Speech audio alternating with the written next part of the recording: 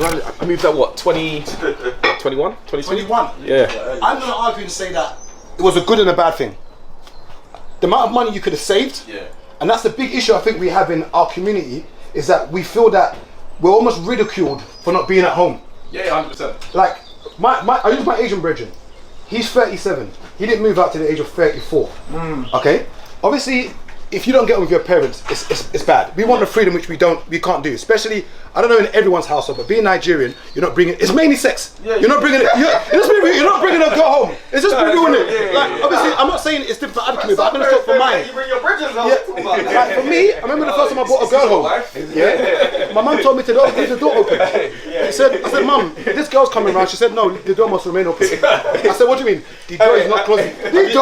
That door must not shut. Have you got this one?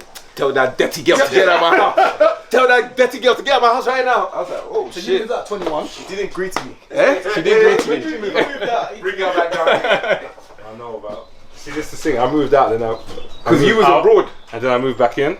Okay. No, this time I was buying property. To rebuild. You moved back into rebuild. I bought it to rebuild, yeah. Yes. So that was the thing. So I had the place, and I was like, man, I'm just here. I was alright there. I could have stayed there, but I knew I wanted to buy more. Okay. So what I did is I moved home, rented it out. Okay. Obviously, I had a second income. So When did you first move out initially, though? What age? When you said that you fled the nest, as in whether you went back or not, what age did you actually move out? Oh, say about 32, 33. 32, 33. And yourself? 21. 21, yeah. You not feel like? What was the main reason for you moving out? Yeah, no, I couldn't live at home anymore. Look how much peas you would have saved. And not saying that it didn't make you more resilient, but think of the amount of peas you would have saved by staying at home with your parents. No, I didn't. You don't think so? No, we wouldn't. Because you're still paying all the rent, paying electric, paying gas. Because Yeah, African family is still paying a contribution. I was paying rent at But home. not even only that. I was paying rent. My dad was charging me rent for The a reason, room. no, you know So the I'm reason. like, why am I gonna stay here, pay rent with all these that's another rules? conversation for another video. Yeah, but I'm gonna go pay rent elsewhere. But why not supporting? Because my thing is, why not supporting Help the House? Yeah. No, it's supporting to help the house. But you see how you said you saved. Independence. You won't save because remember when Dave left out at 21, 22. Remember when you used to see me out at 21, 22? What was I doing all the time? Popping. Yeah. So they was dealing with bills. I was doing guy. So would you advise the 22 No, to but- stay at home and move out? I would advise them to stay at home.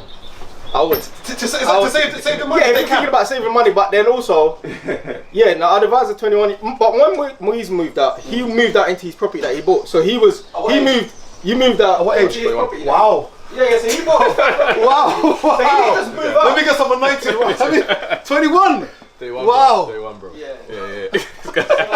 He's been shot from early. 21. You're doing bad guy. 22. You're doing bad guy. Please, can I show you? You're doing bad guy. And you have a friend like this. And you're doing bad guy. Wow. But you know it's not. It's a good point what you're saying, yeah.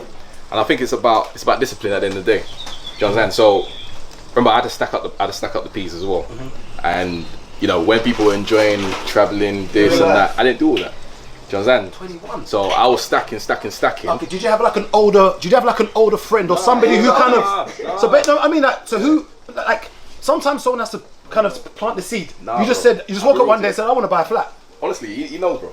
Yeah. Literally. He knows. That's my But I cousin. think part of his, because he's the oldest in it out of like 5 brothers. Yeah. So he's always had that responsibility from early and that foresight to like go out and get. And he was always like, you know, hustling from early. So I think like when everyone else was buying like what was compressors and that, he was just driving his calm T-Grad. You know what I mean? Stacking his money. Can you remember how much you have to put down? I don't know what 20. Like 20k? Yeah, it was 140. Man, 20k. 50%, wasn't it? Yeah, like 20 something K I put down. Yeah, 140. You understand? So, it was 50%, yeah, so it was about 20k. yeah, and we touched on it before. You know, I bought it for 147. It was a repossession at the time. It was worth about 2 something. So how did you get? How did you know that was a deal? What I'm trying to get is that, like, I didn't know. so literally, That's so just, not saying it was a fluke, but you kind of just thought, Yeah. let me just try this. Exactly. You And then when you bought it, you was like, right, I've got 60, 70 grand equity in this already. 100%. And then you did small But refurb. that's what I'm saying. If I had the knowledge then, I would have utilised that lot quicker. Do you understand? But I didn't. I used that much later on in my journey. So while everyone was doing compressor and doing Mercedes, you had property.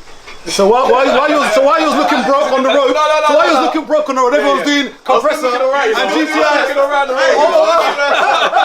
Don't let him try and cap. Do not cap. Do not cap, because he was out. He was outside still. He was fully outside. So would you say that was your turning point? Would you say that you doing that, not saying you wouldn't have had other opportunities later on, would you say that that was a turning point for you getting that one property, getting on the ladder? Yeah, 100%. And you know, it's that property, and then the Brixton one after. Oh, you got Brixton too? I went Brixton. Wow. Went Brixton. Wow. I went back to Lewisham. Did you see the smile? You said Brixton. Did you see the smile? Look. You can't stop smiling now. Wow. Wow. You're in Brixton. That's a big one, bro. But yeah, but wow. this guy. He said good life. He said good life. Fantastic. And what would you say the turning point was for you? And what would you say at the point when you said, right, this was the, like, when you knew that this is working now, like, what was the deal or the thing for you that you got into and you said, like, right, like, when you use chest to say I'm into property now, I'm into it, like, I'm in property. Now you can talk with your chest and I'll say, I think I know what I'm doing. I mean, I think I know what I'm doing. I think I got to that point. You never know fully what you're doing. You're always learning, innit? Like, you still make mistakes today. I still make mistakes till today, and you have people around you that you can reach out to. But I think, so unlike Muiz, I started property doing the rent-to-rent strategy. So I was doing rent-to-rent from like 2016, and that's how I got into it. And then I bought my first property the year after. But I think maybe after buying my first property, that maybe gave me some confidence. But I think after I had like 10 rent-to-rent deals, because once you do something multiple times, you get more confident. So it's just in doing it more and more, you get more confident, you get more experience, and you can say, do you know what, yeah, I can now help other people to do it. So I think when I first started helping other people to get into doing rent-to-rent, that's when it kind of gave me the confidence that, do you know what, yeah, I know what I'm doing there. But in terms of buying property, I know what I'm doing, but I don't know everything. So there's multiple strategies in property, multiple different strategies how you can. So roughly, how many rent-to-rents do you have now at the moment, roughly? Roughly. He said he's got loads. About 15. About 15. How did COVID affect that? Massively, yeah. I mean, I lost about 2-3 properties last year. You still pay the rent, right? Of course, yeah. And I was saying earlier when we first came in, I was asking Stafford. It's tragic, man. It can be tragic, and it is. It's difficult. Like, there's a lot of rooms empty, loads of people losing their jobs. Yeah. It's not the greatest time. I get loads of people reaching out to me, help me get into rent-to-rent. Oh, I see you doing your thing in rent-to-rent. Yeah.